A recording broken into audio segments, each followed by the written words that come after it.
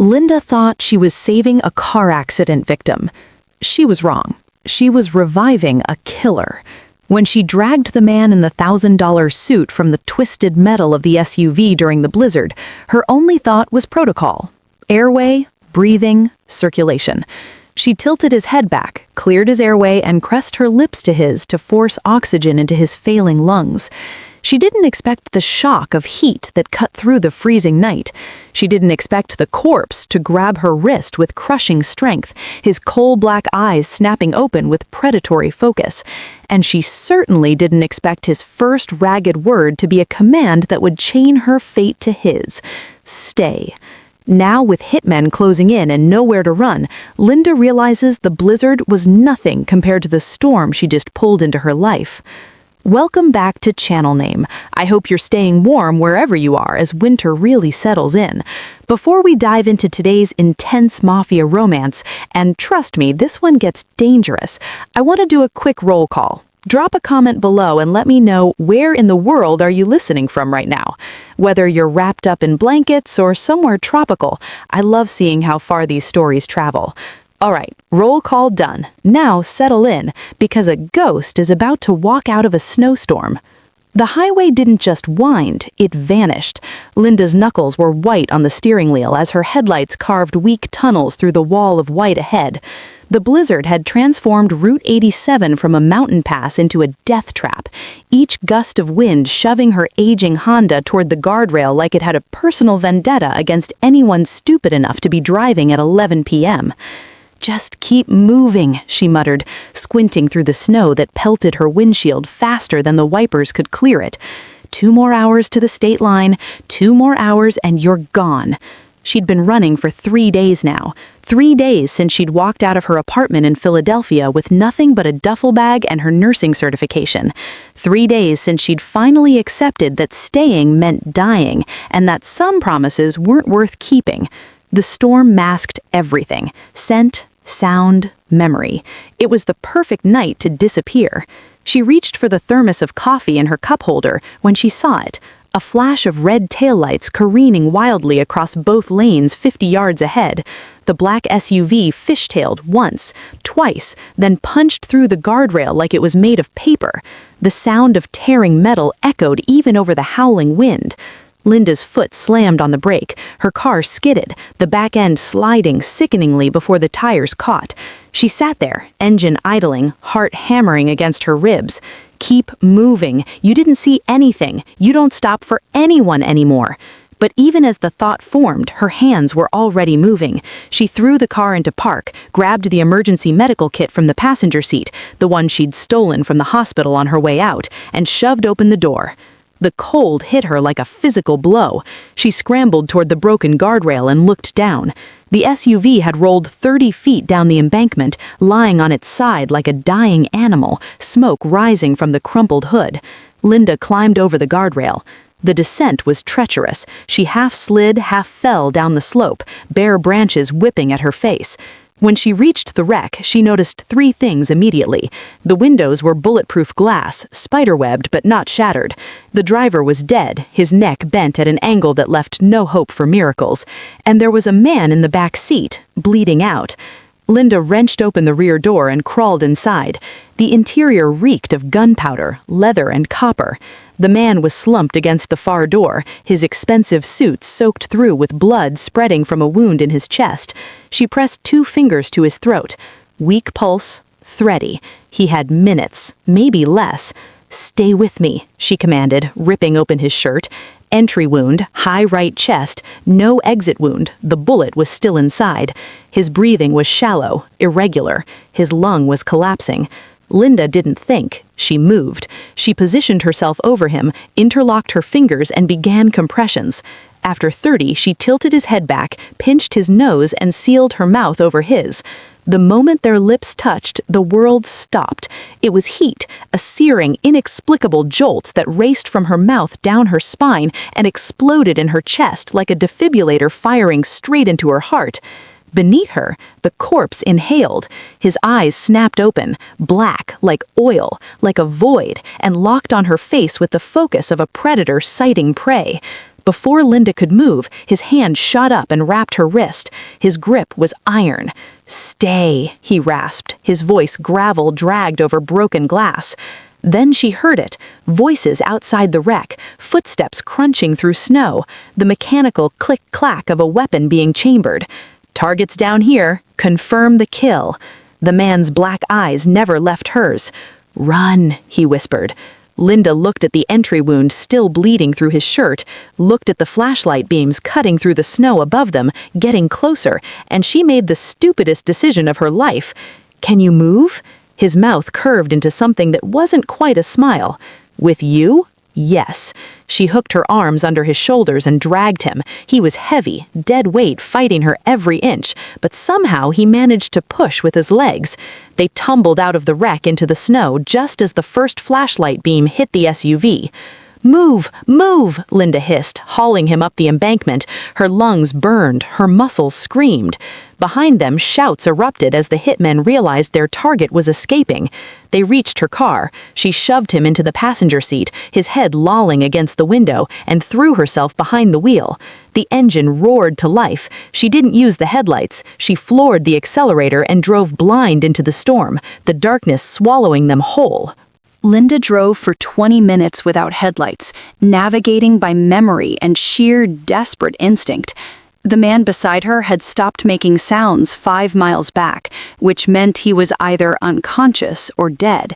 She couldn't afford to check until they were somewhere safe, somewhere off the grid. The warehouse materialized out of the snow like a ghost. She'd worked a 6-month contract at a rural clinic 2 years ago, back when she was still naive enough to think distance would keep her safe. This place had been abandoned even then, a relic of some failed manufacturing venture, all rusted metal and broken windows. Perfect. She killed the engine and reached across to check his pulse. Still there. Weak, but there. "Don't you dare die on me now," she muttered, dragging him out of the car. He was easily twice her weight, all muscle and expensive tailoring, but adrenaline made her strong. She got him through the side door and laid him on the concrete floor near a shaft of moonlight cutting through the broken skylight. Her hands were already moving, autopilot taking over. She spread out what she had: the car's first aid kit, pathetically inadequate, a bottle of whiskey she'd bought at the last gas station, her sewing kit from the duffel, a flashlight. That was it. That's what she had to extract a bullet lodged near a man's heart. "This is insane," she whispered, but her hands were steady as she poured whiskey over the wound. He didn't even flinch, too far gone to feel it. Linda positioned the flashlight, propped between her shoulder and cheek, and used the tweezers from her kit to probe the entry wound. The bullet had missed the heart by centimeters.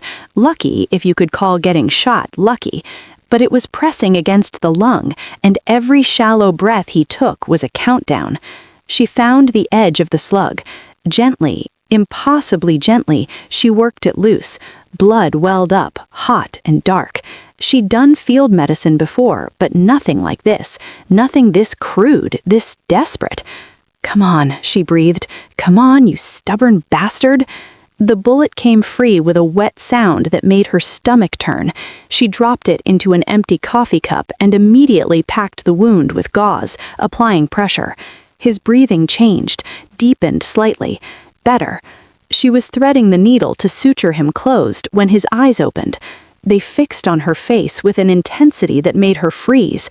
Not the glazed confusion of a trauma patient. This was sharp, aware, predatory. "You're not afraid of blood," he said. His voice was rough, but stronger than it had any right to be. "I'm terrified," Linda admitted, not looking up from her suturing.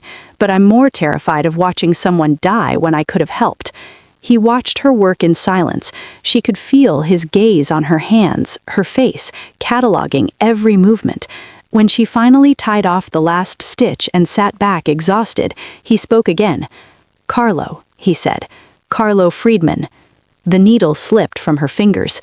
She stared at him, and suddenly the expensive suit, the execution style hit. It all clicked into place with horrible clarity. "Carlo Friedman? The Carlo Friedman?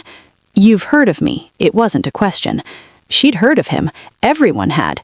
The Friedman family controlled half the city's underground businesses, legitimate businesses fronting for operations that ranged from protection rackets to God knows what else. Carlo Friedman wasn't just a criminal, he was a legend, a ghost story told in hospital break rooms when someone came in with injuries that didn't match their story. "Why?" he asked, still watching her with those unnerving black eyes. Linda grabbed her bag, her hands shaking now that the adrenaline was fading.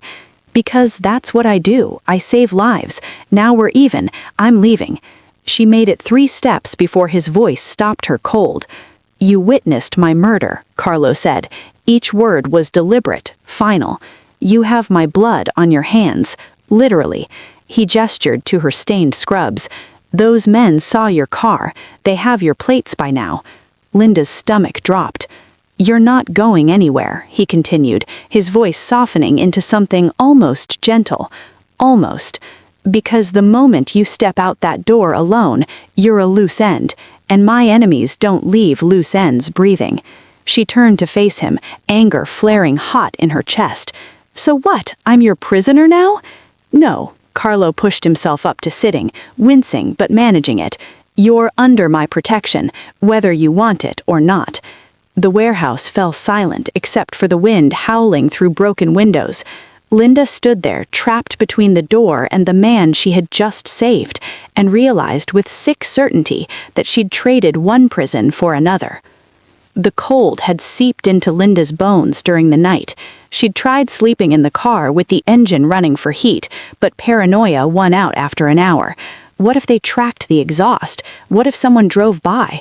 So she killed the engine and curled up in the back seat under her winter coat, dozing in 20-minute increments, jerking awake at every sound. Dawn came gray and reluctant through the warehouse windows. Linda climbed out of the car, her muscles screaming in protest, and peered through the doorway at Carlo. He was exactly where she'd left him, lying on the makeshift bed she'd created from her duffel bag and his ruined suit jacket. His chest rose and fell steadily, still alive. She should have felt relieved. Instead, she felt trapped. The gas station was 2 miles down the road, close enough to walk, but far enough that every step felt exposed. Linda kept her hood up, her head down, and bought 2 coffees and a pack of aspirin with crumpled bills from her pocket. The attendant didn't look at her twice, just another traveler caught in the storm's aftermath. When she returned, Carlo was sitting up, his back against the concrete wall. The wound dressing was still clean, no fresh bleeding. He looked pale, drawn, but his eyes tracked her movement with that same unnerving focus. "Coffee," Linda said, tossing him one of the cups. He caught it one-handed. "Don't say I never did anything for you." "Thank you." His voice was rough, but stronger than it had been. She settled against the opposite wall, as far from him as the space allowed, and pulled out her phone. Dead battery, of course. She'd been too frantic to charge it. Linda reached for the small radio she kept in her emergency kit, twisting the dial until static resolved into a morning news broadcast. Cleanup continues along Route 87 following last night's blizzard. In other news, tragedy struck the Friedman family when businessman Carlo Friedman died in a single-vehicle accident on the mountain pass. Authorities say poor visibility and icy conditions contributed to the crash. Mr. Friedman's younger brother, Dante Friedman, released a statement expressing his grief and announcing he will assume leadership of the family's extensive business holdings. Linda's hand froze on the dial. She turned slowly to look at Carlo. His face had gone completely still, a mask of stone, but his eyes burned with something terrible, something that made her instinctively lean back. "Carlo," she said. "Turn it off." He did. The warehouse fell silent except for the wind howling through broken windows. "They think you're dead," Linda said carefully. "That's good, right? It means they'll stop looking." "It wasn't an accident," Carlo said, his voice flat, each word precise as a scalpel cut. "The crash. Dante poisoned my drink at dinner. Antifreeze, probably. Enough to cause disorientation, slow my reflexes. Then he had his men force my car off the road, stage it to look like a hit from the Castellano family." Linda's coffee turned to acid in her stomach. "Your brother tried to kill you." My brother, Carlo repeated, and laughed, a sound like breaking glass. Always hated being the spare. Our father built this empire, and I inherited it because I was born first. Dante got a seat at the table and a fancy title, Chief Operating Officer. He spat the words. He wanted what I had. Now he thinks he has it.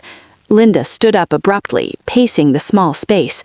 Then call the police. Press charges. You're alive. You have evidence. Carlo's laugh was darker this time, genuinely amused. The police, Linda? We don't use police. We handle family business within the family. The way he said it, so casual, so absolute, made something click into place in Linda's mind. The bulletproof glass, the execution-style hit, the news calling them business holdings instead of what they actually were. You're actual mafia, she said it like a revelation, like she hadn't already known, but had been refusing to see. We prefer family enterprise, Carlo said dryly. Linda grabbed her bag. I'm leaving. No, he didn't move from his position against the wall, but somehow his presence filled the space between them. I can't stop you. I don't have to. Carlo gestured toward the door with his coffee cup. Walk out that door and you'll be dead by nightfall. My brother's men saw your car. They have your plates. By now they know your name, your address, everyone you've ever cared about. You're a witness, Linda, a loose end. She stopped 3 feet from the door, her hand trembling on the strap of her bag. You saved my life, Carlo continued, his voice softening into something almost gentle. Almost. That means something in my world. It creates an obligation, a debt. You're under my protection now, whether you want it or not. Linda turned to face him. I don't want your protection. I want my life back. That life ended the moment you pulled me out of that wreck. He met her eyes, and she saw no mercy there, only certainty. You're mine now. The question is whether you accept that and live, or fight it and die. Carlo's phone had survived the crash, protected in some inner pocket of his suit jacket. He pulled it out now, the screen cracked but functional, and stared at it for a long moment before powering it on. What are you doing? Linda asked, alarm spiking through her. If you turn that on, they can track. They can track it whether I turn it on or not if they're looking. Carlos scrolled through his contacts with his thumb. The question is whether I have anyone left who's actually loyal, or if my entire organization bent the knee to Dante the moment they thought I was dead. He selected a number and pressed call, putting it on speaker. It rang twice. Yeah? The voice was gruff, cautious. Marco. Carlo's voice dropped into something Linda hadn't heard before. Pure command, layered with steel. It's me. Silence. Then, Jesus Christ, boss? Is this... how... The warehouse off Route 19, the old Brenning manufacturing site. Come alone, but armed. 2 hours. Boss, if this is real, if you're really... Dante said... I know what Dante said. 2 hours, Marco. And... Marco, if I'm walking into a setup, make sure they send someone competent to finish the job. I'd hate to be disappointed twice in 1 week. Carlo ended the call and powered the phone back down. Linda stared at him. You just told someone exactly where we are. I told someone I trust where we are. There's a difference. And if you're wrong? Carlo met her eyes. Then you should have left when you had the chance. The 2 hours crawled by. Linda paced, checking the perimeter, watching the road through gaps in the warehouse walls. Carlo remained still, conserving energy, but she could see the tension in his shoulders, the way his hand never strayed far from the gun he'd retrieved from the wreckage, a detail she'd somehow missed in the chaos of saving his life.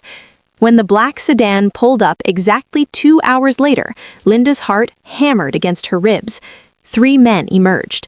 The first was older, maybe 50, with iron gray hair and the build of someone who'd been muscle before graduating to management. Behind him came 2 younger men, both armed, both scanning the area with professional efficiency. Carlo stood, wincing slightly, and stepped into the shaft of light cutting through the warehouse. The gray-haired man stopped dead. For 3 seconds, nobody moved. Then Marco dropped to an aching knee, his hand over his heart. Boss! Cristo Santo! We thought... Dante said you were gone. The two enforcers followed suit, kneeling, and something in Linda's chest twisted at the archaic display of fealty. Carlo's voice was cold. "My brother is a liar and a traitor. Who else has bent the knee to him?" Marco rose, his face grim. Half the captains swore loyalty within 6 hours of the news. Too fast, boss, like they were waiting for it. The other half are waiting for proof of death, asking questions, stalling. And you? I don't believe in convenient accidents, and I don't trust that snake. Marco's eyes flicked to Linda for the first time, lingering with suspicion.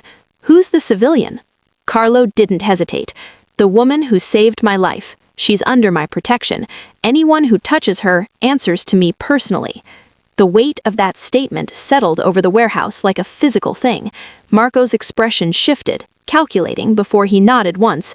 Understood. What's Dante's play?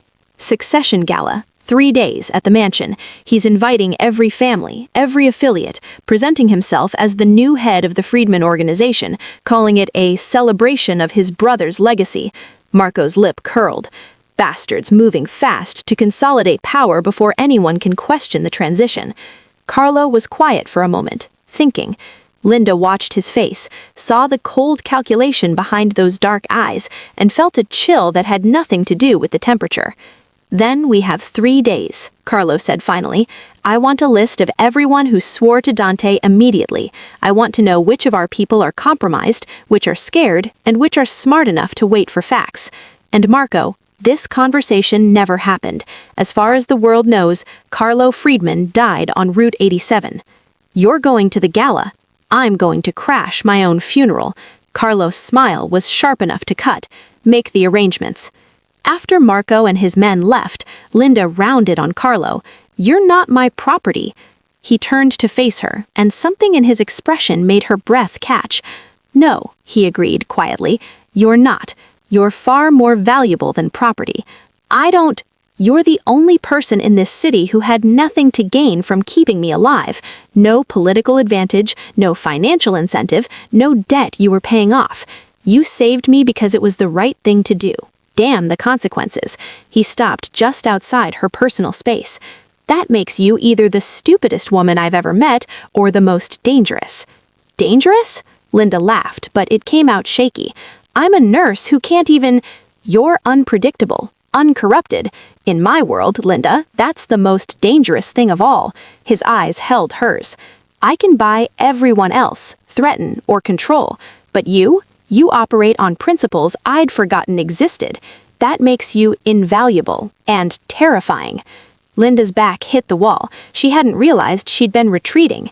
3 days, Carlo said. Stay with me for 3 days. Help me take back what's mine. After that, I'll disappear you so thoroughly Dante will never find you. New identity, new life, clean slate. You have my word. The word of a mafia boss. The word of a man who keeps his promises. Carlo stepped back, giving her space. Your choice, Linda.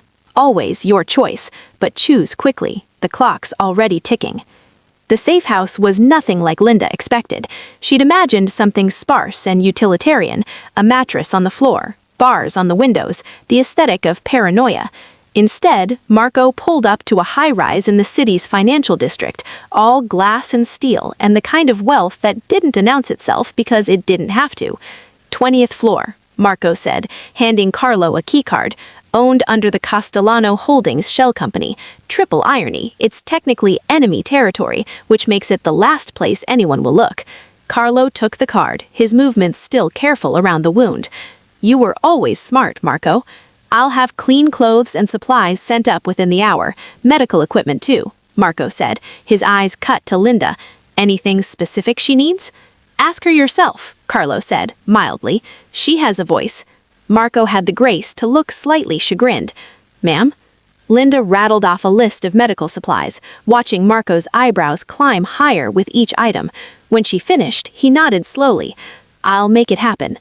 The apartment was obscene, floor-to-ceiling windows overlooking the city, furniture that probably cost more than Linda's car, a kitchen with appliances she didn't recognize. She stood in the entryway, suddenly aware of her blood-stained scrubs, her tangled hair, the grime of 2 days without proper sleep. The shower's through there, Carlo said, pointing down the hall. I had Marco arrange some clothes for you. They should fit. Linda found them laid out on the bed. Designer jeans, a cashmere sweater, and underwear still in their packaging from brands she'd only seen in magazine ads. Everything in her size. She should have been creeped out by the accuracy. Instead, she was just too tired to care. The shower was heaven. Linda stood underwater hot enough to scald, watching 2 days of terror and adrenaline swirl down the drain. When she finally emerged, skin pink and muscles loose, she almost felt human again. Carlo had changed, too, into dark slacks and a button-down that concealed the bandaging. He'd shaved somehow, tamed his hair, and if not for the paleness around his mouth, you'd never know he'd taken a bullet 36 hours ago. You should be resting, Linda said. I've rested enough. He gestured to the dining table, where Marco had apparently sent up food. Real food, not gas station coffee and protein bars. Eat. You haven't had a proper meal since this started. They ate in silence at first, the exhaustion settling over them like a heavy blanket. Linda picked at her pasta, too aware of Carlo watching her with that unnerving focus. What? She finally asked. I'm trying to figure you out. There's nothing to figure out. I'm a nurse who made a stupid decision.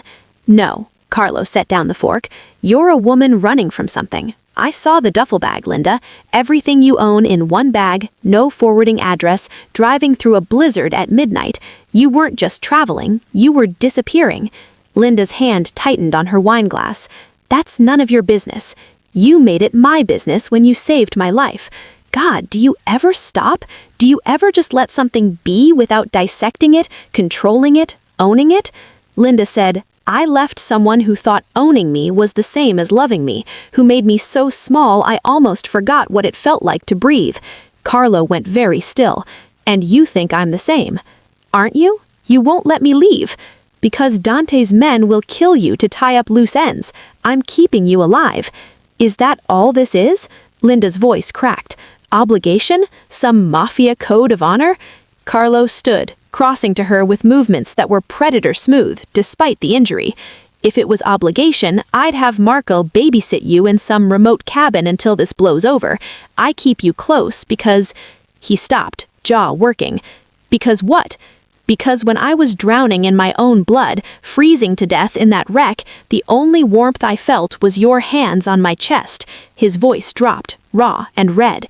You fought for me when no one else would, when my own brother wanted me dead, when half my organization was ready to dance on my grave. You dragged me out of hell. That means something. Linda's breath caught. They were inches apart now. His dark eyes held hers with an intensity that made her skin burn. Carlo. His phone buzzed, harsh and intrusive. Carlo? His expression hardened as he listened. Understood. 10 minutes. He ended the call and looked at Linda with something like regret. Dante's men found the warehouse. They're expanding their search radius. We have to move again. The moment shattered. Linda grabbed her bag, shutting down the confused tangle of fear and something else she wasn't ready to name. Where? Somewhere they'll never think to look. Carlo's smile was grim. My brother's house. Marco drove like a man who'd learned in a war zone. Fast, efficient, anticipating threats 3 moves ahead. Linda sat in the back seat next to Carlo, watching the city lights blur past, her hands still trembling from adrenaline that refused to fade. 2 more blocks, Marco said from the front passenger seat. Then we switch vehicles and... The first SUV came from the left, T-boning them at the intersection. The world exploded into noise and motion. Linda's head snapped sideways, her vision whiting out as the car spun. She heard Carlo shouting, felt his arm lock across her chest like a steel bar. Then the second impact came from the right, and they were pinned. Gunfire. The sound was nothing like the movies. Sharper, louder, immediate.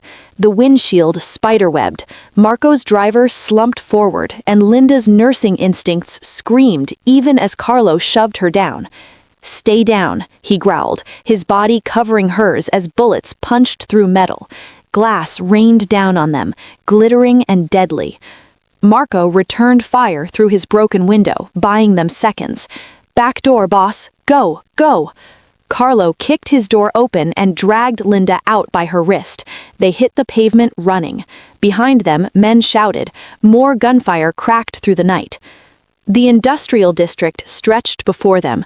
Warehouses, chain-link fences, darkness. Carlo ran despite the wound, despite the way Linda could see him faltering, his breath coming in sharp gasps.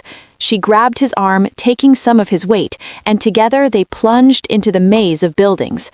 There, Linda spotted a condemned structure, boards over windows, a padlocked door hanging loose. She shouldered through it, pulling Carlo inside. They collapsed against the wall in the darkness, both gasping. Linda's ears rang. Her hands found Carlo's chest, checking the bandaging by touch, and came away wet.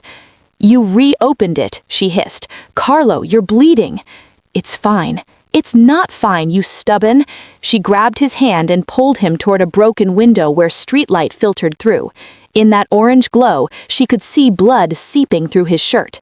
Linda ripped the fabric open, fingers working on autopilot. The stitches had held, thank God, but the wound had torn slightly, fresh blood welling. She pressed her palm against it, applying pressure. Your medical kit is back in the car, Carlo said, his voice strained. Then you'll have to settle for field medicine again. Linda stripped off her sweater, leaving her in just a tank top, and tore the sweater into strips. She worked quickly, wrapping the makeshift bandage around his torso, tying it tight enough to make him grunt. When she finished, she looked up to find him staring at her face with an expression that made her breath catch. What? Why are you still here? Carlo asked quietly. When the shooting started, you could have run, should have run. Why didn't you? Linda sat back on her heels, her hands still resting against his chest. She could feel his heartbeat under her palms, strong and steady. I don't know, she admitted. Maybe I'm stupider than you thought. No, Carlo said, his hand coming up, cupping her face with surprising gentleness. His thumb traced her cheekbone. You're not stupid. You're brave. Reckless maybe, but brave. I'm terrified, Linda whispered. So am I. His dark eyes held hers. You terrify me more than Dante's entire army. Why? Because you make me want things I have no right to want. Because when I thought I was dying, the only thing I regretted was that I'd never know who you really were. His voice dropped lower, intimate. Maybe you're exactly where you belong. Linda's hand fisted in his shirt. This is insane. I know. We're hiding from people who want to kill us. I know. And you're still bleeding. Linda, Carlo said, and the way he said her name, rough, hungry, almost reverent, made her stop talking entirely. He kissed her, not gentle, not testing, desperate and hungry and utterly real. Linda's gasp was swallowed by his mouth as she kissed him back, pouring 2 days of fear and adrenaline and something deeper into it. His hand tangled in her hair, her fingers pressed against the bare skin of his chest, careful of the wound but unable to stop touching him. The kiss tasted like survival, like choosing life in the face of death, like footsteps, heavy boots on concrete, multiple sets, moving through the building. They broke apart, both breathing heavy. Carlo's eyes had gone cold and sharp again, the softness vanishing like it had never existed. He pressed a finger to her lips, then pointed toward a back exit half hidden behind debris. Spread out, a voice called from somewhere in the building. They came in here, find them. Carlo took her hand. They moved like ghosts through the darkness, Linda's nurse-trained quiet footsteps matching his practiced silence. Behind them, flashlight beams cut through the gloom, searching. They made it to the exit, slipped through and ran again. Linda's lungs burned, her legs screamed, but Carlo's hand was warm in hers and she didn't let go. A car screeched up beside them, door flying open. Marco leaned out, blood on his face but alive. Get in! They dove into the back seat. Marco floored it, tires squealing. Behind them, Dante's men emerged from the building, but too late. The stolen car merged into traffic, becoming anonymous, invisible. In the darkness of the back seat, Linda felt Carlo's hand find hers again. He didn't let go, and neither did she. Marco's mother's house smelled like tomato sauce and espresso, jarring in its normalcy. The elderly woman had taken one look at Carlo's pallor and Linda's haunted eyes and immediately started cooking, asking no questions. Now she bustled in the kitchen, while in the dining room, Carlo's inner circle gathered around a table covered with blueprints and surveillance photos. The Friedman mansion, Marco pointed to the layout. Dante's tripled security, facial recognition at every entrance, metal detectors, and the guest list is locked down tighter than Fort Knox, every name verified against family records. What about the catering staff, kitchen entrance? One of the enforcers asked. The tech specialist, a wiry man named David, shook his head. Background checks on everyone. Dante's paranoid, ironic considering what he did, but it works in his favor. We can't slip anyone through the normal channels. Carlo stood at the head of the table, arms crossed, jaw tight. Linda watched him from her position near the window, seeing the calculation in his eyes, the way he was running scenarios and discarding them one by one. What if someone went in who isn't in the system? Linda heard herself say. The room fell silent. 5 eyes turned to her. Explain, Carlo said, carefully neutral.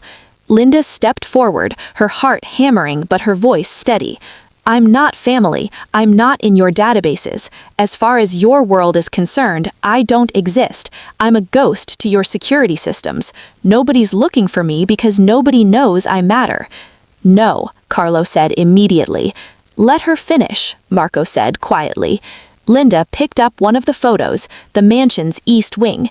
You need someone inside to disable security before you can enter. I'm a nurse. I can pose as event medical staff. Rich people always have medical personnel at large events. Someone has a heart attack, drinks too much, needs their insulin. It's standard. It's too dangerous, Carlo said flatly. But she's right, though, boss. Marco leaned forward, studying the blueprints with new interest. Medical staff have access to service corridors, can move freely without suspicion.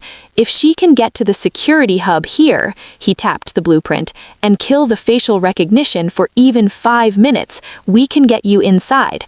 No, Carlo repeated, but Linda heard the doubt creeping in. You trusted me with your life in that warehouse, when you were bleeding out, when you had every reason to believe I'd let you die or turn you in, you trusted me. Trust me now. The silence stretched. Carlo's jaw worked. Finally, he exhaled sharply. Fine, but without contingencies. She wears a comm at all times, a panic button sewn into her clothing, and an extraction plan, multiple extraction plans. Agreed, Marco said. I want her trained, Carlo continued, his voice hard. If this goes wrong, if she's compromised, she needs to be able to defend herself long enough for extraction. Over the next 2 days, the house transformed into a war room. Linda memorized building layouts until she could navigate them in her sleep. She studied guard rotations, learned the names of key personnel, practiced her cover story until it was second nature. And in the evenings, Carlo taught her to fight. You're not trying to win, he said, circling her in the cleared living room. You're trying to create an opening and run. That's it. He moved suddenly, grabbing her wrist. Linda remembered the drill, pivoted, used his momentum against him. She almost broke free before his other arm came around her waist, pulling her back against his chest. Better, he murmured against her ear, but not fast enough. Again. They drilled the same scenarios over and over, how to break a grip, where to strike for maximum impact, how to use her smaller size as an advantage. By the 3rd evening, Linda was moving on instinct, her body remembering the patterns. Carlo came at her again. This time she dropped low, slipped his grab, and her palm shot up toward her solar plexus, stopping an inch before contact. Good, Carlo said, breathing hard. That's good. They were too close now, both breathing heavy, sweat dampening their skin. Linda's hand was still pressed against his chest, right over his heart. She could feel it pounding. Carlo, if anything happens to you in there, he said quietly, his hand coming up to cover hers, If Dante so much as looks at you wrong, I'll be fine. You don't know that. Neither do you. Linda tilted her head back to meet his eyes, but we're out of options, and we both know it. Carlos' thumb traced circles on her wrist, right over her pulse. When this is over, Linda interrupted, we'll figure it out, together. But first, we have to survive. He pulled her closer, resting his forehead against hers. Not a kiss, something more intimate, more vulnerable, a promise without words. Tomorrow night, Marco called from the doorway, making them both step apart. Gala starts at 8, we move at 9:30. Carlo nodded without looking away from Linda. Tomorrow night, then. Tomorrow, agreed Linda, and ignored the cold fear pooling in her stomach. The medical staff uniform fit perfectly. Crisp white, professional, anonymous. Linda checked her reflection in the bathroom mirror one last time, tucking the panic button into her bra and adjusting the earpiece hidden beneath her hair. Comms check? Marco's voice crackled in her ear. Loud and clear, Linda whispered. You've got this. Carlo's voice came through, low and steady. Stay alert. We're 10 minutes behind you. Linda touched the fake credentials clipped to her collar and stepped out into the cold night. The Friedman mansion blazed with light, a monument to excess rising against the dark sky. Luxury cars lined the circular drive, disgorging men in $1,000 suits and women dripping in diamonds. Linda bypassed the main entrance, heading for the service door, where staff hurried in and out like ants. Medical personnel, she told the guard, flashing her credentials. He barely glanced at them before waving her through. Inside was sensory overload. Ice sculptures depicting various saints lined the grand hallway. Champagne fountains sparkled under crystal chandeliers. A string quartet played something classical and mournful. Linda forced herself to walk calmly, purposefully, like she belonged. The ballroom opened before her, and her breath caught. Hundreds of people in formal wear, all turned toward the dais at the far end where Dante sat, in what could only be described as a throne. He looked nothing like Carlo. Softer features, lighter hair, but the same dark eyes. Eyes currently watching as a man in a pinstripe suit knelt before him. The Castellano family pledges loyalty, the man intoned. Dante smiled, magnanimous. Rise, friend. Together we'll build something greater than my brother ever imagined. Linda's stomach turned. She found the designated medical station, a small room off the main hall, and set up her supplies with shaking hands. In position, she murmured. Copy. Phase 2. Linda grabbed a medical bag and headed for the guard break room. 2 men sat inside, bored, watching security feeds. She knocked briskly. Medical check, she announced. Anyone need anything? We've got antacids, pain relievers. We're good, one guard said without looking up. Linda noticed the champagne bottles on the counter, the good stuff, set aside for security once the event wound down. She moved casually, positioning herself between the guards and the bottles. Actually, I'm supposed to check that all alcohol is properly stored, temperature sensitive, you know. She picked up a bottle, examining the label, while her other hand slipped the sedative vial from her pocket. One smooth motion. She'd practiced it 100 times. The liquid dissolved instantly, invisible. She replaced the bottle and checked the other 3. All good. Enjoy your evening, gentlemen. 5 minutes later, she was in the utility room, the door locked behind her. The security panel glowed before her. David had walked her through this a dozen times. She pulled out her phone, matching the display to the diagram he'd sent. Cameras down in Sector C and F, she whispered, entering the override codes. Confirmed. We've got a blind spot. Boss, you're clear. Linda's heart hammered as she made her way to the service entrance. The lock disengaged with a soft click. She propped it open with a doorstop and retreated to her medical station, forcing her breathing to steady. She positioned herself on the second-floor balcony overlooking the ballroom, medical bag in hand, just another staff member staying alert. Below, Dante was holding court, his face flushed with triumph. Then the lights flickered.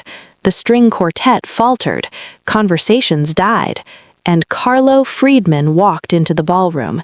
He moved like death itself, deliberate, inexorable, dressed in black, his presence commanding absolute attention. The crowd parted before him, gasps rippling outward like shock waves.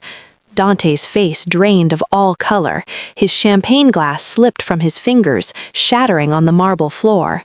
"Impossible," he whispered. Carlo smiled, cold and predatory. "Hello, little brother. Did you miss me?" "You're dead. I saw. The news said what you told them to say." Carlo's voice carried across the silent ballroom. "You poisoned me, staged my death, took what was mine." He gestured to the assembled families. "All of you, bearing witness, this is the man you've sworn loyalty to, a fratricide, a traitor." Dante's hand moved toward his jacket. "Guards!" No response. The security team that should have converged on Carlo remained conspicuously absent, slumped unconscious in their break room. Dante pulled his own gun, raising it with shaking hands. Linda didn't think. She grabbed the metal medical tray and hurled it like a discus. It struck Dante's wrist with a satisfying crack. The gun clattered across the floor. Chaos erupted. Dante's loyalists moved toward Carlo. Marco and the enforcers materialized from the service corridors, weapons drawn. The crowd scattered, screaming. Linda raced down the stairs, adrenaline singing in her veins.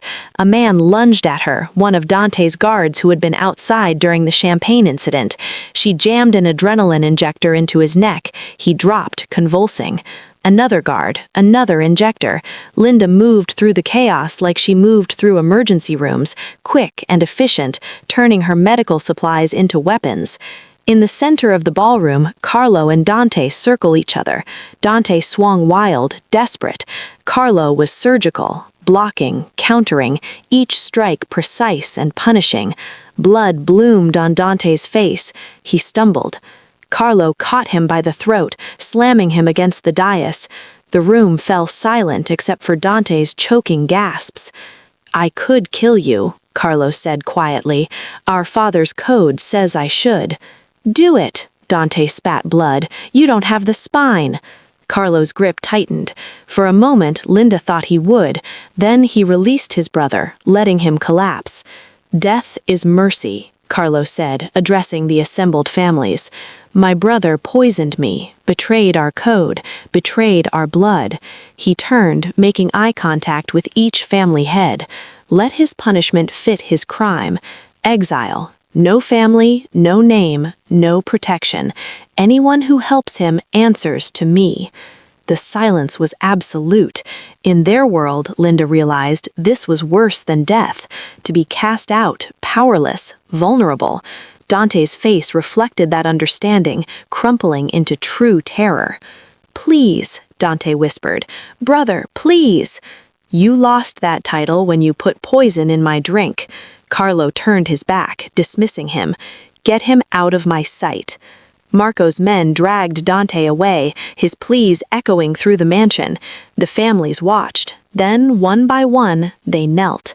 Carlo's eyes found Linda on the stairs. Across the carnage and chaos, they locked gazes. He was bleeding from a cut above his eye, breathing hard, but alive, triumphant. Linda's knees went weak with relief. She'd done it. They'd done it. It was over. The celebration roared around Carlo like a distant storm. Men clasped his shoulders, swore renewed loyalty, praised his strength and cunning. Champagne flowed. The mansion that had nearly become his tomb was now the site of his resurrection. But when Carlo turned to find Linda, she was gone. He'd seen her on the stairs during the fight, fierce and focused, wielding medical supplies like weapons. Then the families had knelt, and in the chaos of re-establishing order, she'd simply vanished. "Boss?" Marco appeared at his elbow. "The Castellano family wants a word about—" "Find her," Carlo interrupted. "Already did. She changed clothes, took her car from the garage. She left, boss." Something cold settled in Carlo's chest, colder than the night he almost died. Let her go. He'd promised her freedom after 3 days. He was a man of his word. even if it killed him. Linda's hands shook as she gripped the steering wheel, putting miles between her and the mansion. She'd changed back into her jeans and sweater in a bathroom, leaving the medical uniform folded neatly on the counter. A ghost again, anonymous. "I saved him," she told herself. "He's safe now. That's what I do. I save people and let them go." The words felt hollow. She drove through the night, no destination in mind, just movement. When dawn came, she found herself back at her old apartment building in Philadelphia. The keys were in her pocket. She'd never turned them in when she'd fled. The apartment was exactly as she'd left it, thick with dust and stale air. She called the hospital. Her supervisor sounded shocked, then relieved, then cautiously optimistic. "We'd love to have you back, but you'll need to reapply, go through HR." She went through the motions. Paperwork, background checks, a new ID badge. 2 days later, she was back in scrubs, back in the ER, back to saving lives. It should have felt like coming home. Instead, it felt like sleepwalking. 1 week. Linda made it 1 week before she admitted the truth to herself. She'd left her heart in that mansion. Every dark-haired man in a suit made her pulse spike. Every time the ER doors opened, she looked up, expecting, hoping to see coal-black eyes and that predatory focus. But it was never him. "He's busy," she told herself during a particularly brutal overnight shift. "He's running an empire. He doesn't need you anymore." The thought hurt more than it should. Friday evening, end of her shift, Linda stripped off her scrubs, exhausted down to her bones. The parking garage was mostly empty, her footsteps echoing as she walked toward her car. Then she saw him. Carlo Friedman leaned against her Honda, but he wasn't the man from the gala. No expensive suit, no tactical gear, just dark jeans, a leather jacket, and an expression that made her stop breathing. He looked almost vulnerable. "How did you find me?" Linda's voice came out smaller than she intended. "I'm Carlo Friedman. I can find anyone." He pushed off the car, hands in his pockets. "But I'm not here as the boss." "Then why are you here?" Carlo took a step closer, then another. "Because for the first time in my life, I'm asking, not telling." His voice was rough, uncertain in a way she'd never heard. "When you were gone, I had everything back. My empire, my authority, my respect. Every family bowed. Every operation ran smoothly. I won. Then what? But the mansion felt cold," he continued. "The victory felt hollow. I'd sit in meetings listening to men swear loyalty, and all I could think was that the only warmth I've felt since the night I should have died was you." Linda's eyes stung. "Carlo, I don't belong in your world. Then let me belong in yours." He reached into his jacket and pulled out something that made Linda's breath catch, a hospital volunteer badge with his photo. "I signed up, figured if I'm going to understand your world, I should start here." "You?" Linda laughed, the sound breaking into something between joy and disbelief. "Volunteering? 2 afternoons a week. They're putting me in patient transport." A ghost of a smile touched his mouth. "Apparently, I'm intimidating but thorough." "You're serious?" "I've never been more serious about anything." Carlo stepped closer, close enough that she could see the fading bruise on his jaw from the fight with Dante. "I'm not asking you to be my possession, Linda.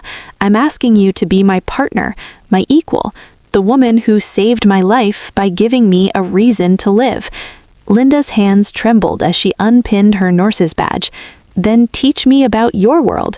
She held it out to him. "We'll meet in the middle." Carlo took the badge, then caught her hand, threading their fingers together. "You understand what you're saying, what being with me means?"